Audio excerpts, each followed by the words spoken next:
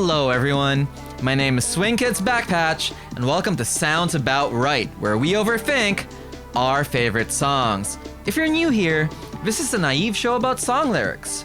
We approach songs line by line and without a musical or literary background. It's lyric analysis for everyone. For returning viewers, you're probably wondering where I've been. Short answer is, life happened. A lot of it. And I had to put the show on pause while I was figuring things out. But hey, I'm here. Please consider this a soft relaunch. And with that, on to the episode. Chicano Batman were a Latino psych band based in Los Angeles, California. They were mostly active from 2008 to 2024 when they announced their indefinite hiatus. I always thought they had this warm, often romantic sound and aesthetic, held down by their singer Bardo Martinez's distinct vocal inflections. There's a lot of interesting influences in that mix, primarily funk and psychedelic music, but the magic is how those 70s soul elements and Latin American influences round out that band's singular vision. Cycles of Existential Rhyme is a title track to their 2014 record. Based on that title alone, you could probably glean this notion of life ebbing and flowing in musical ways. In an interview with Afropop.org, Martinez says, "Music is a representation of a macrocosm. It's when you think of life in general as a piece of a universe." Now, in that universe, beats drive a passage of linear time. Within that span of time, riffs, phrases, and refrains play out and often repeat, a whole life cycle within the song. This poses several questions. What's it like to live a musical life? What's it mean for something to come into being once and come back different? I think the song does a great job of explaining just that. That said, on to the lyrics. I'm driving in my car upon this crowded star. It's been my longest night under this full moon light as your brother's sun begins to rise. We start at the end of something. Our speaker appears exhausted and speaks of a difficult night within the Earth's mess of people and their tangled lives. The image of the moon giving way to the sun establishes our speaker's belief in cycles. Trying times may arrive, but they don't stay there forever.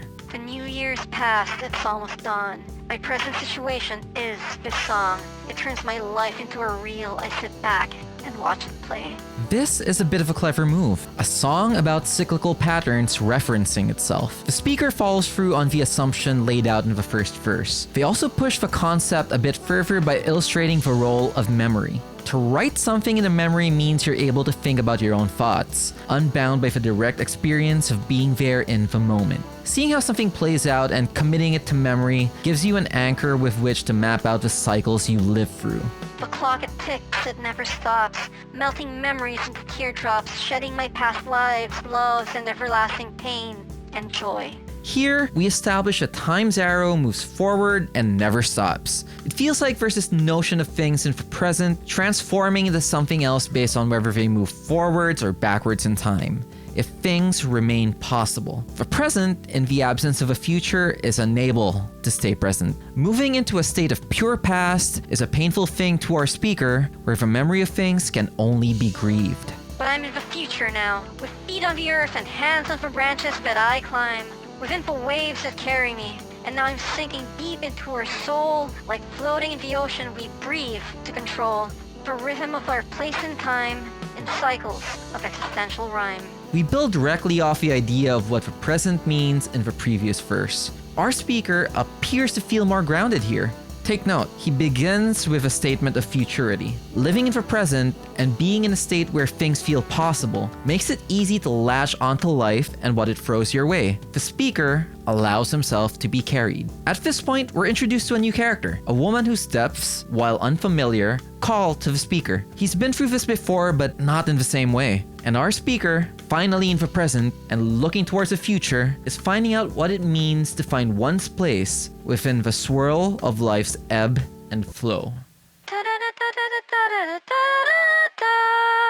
Oh hey, editing elephant here. See, this chorus leads into a bridge section that's punctuated by an ecstatic guitar solo from Carlos Arevalo. That instrumental bit serves as a thematic payoff for the song's building tension, right? Martinez woos with wild abandon, finally giving in to fate. So, what happens next? We find ourselves back at the song's intro, signaling the beginning of a new cycle. This leads into a repeat of a chorus. The words, the melodies, the instrumentation, they all come back, but not in the same way. You're also hearing everything it took to get to this point. I ultimately think that's what it means to find the rhythm of your place in time. This song always surprised me with how deep it actually was. On its face, it could just as easily be about the thrill of starting a new relationship.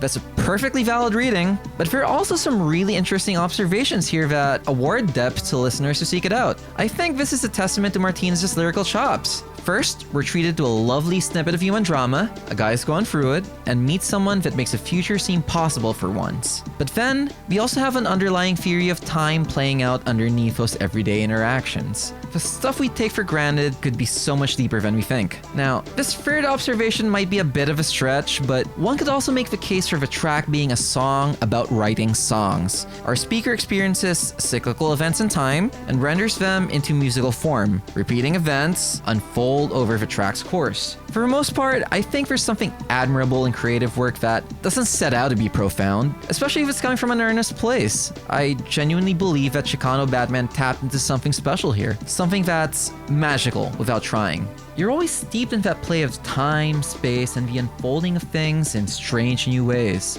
Things could turn out different, but it's nice when you hear them rhyme. Hello again. I'd like to thank you for making it to the end of the episode. It's been a while since I did one of these, and I don't think I could have ever mustered up the strength to do another video without your support, material or otherwise. Y'all mean the world to me. I mean it. More than anyone or anything though, I'd like to thank Ayasia for being the show's real champion. She genuinely believed in the vision even when it seemed like I didn't. The show wouldn't have happened without her, and I think that's worth recognizing. She gave me the confidence to begin, and now for resolve to keep going. This one's for you, Panga. For everyone else, if you're so inclined, please subscribe, comment, leave a like, or share this video with your friends. Nobody feels good about having to work the algorithm, but I'd really appreciate it if y'all help put this in front of the right people. So yeah, I'm truly grateful you're here, and I'll see you soon. Bye-bye. It's a little garage. Don't know who lived there, but the place was ours for weeks at a time.